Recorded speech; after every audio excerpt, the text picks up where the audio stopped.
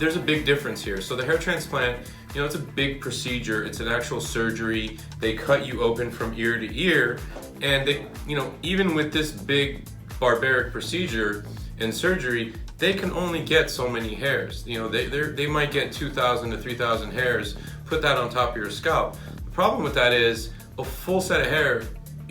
Someone with a full set of hair has 100,000, maybe 150,000 hairs. So when you're taking 2,000 or 3,000, it's not much. Now, what we do, on top of your scalp is we put 30 to 50,000 follicle replications one at a time.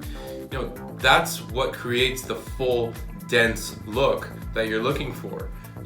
We have clients that have, they've had 3, 4, some of them 5 transplants with, scars all over the back of their head. They butcher their heads, and they've spent $50,000 or some of them $100,000 on procedures and pills and you name it.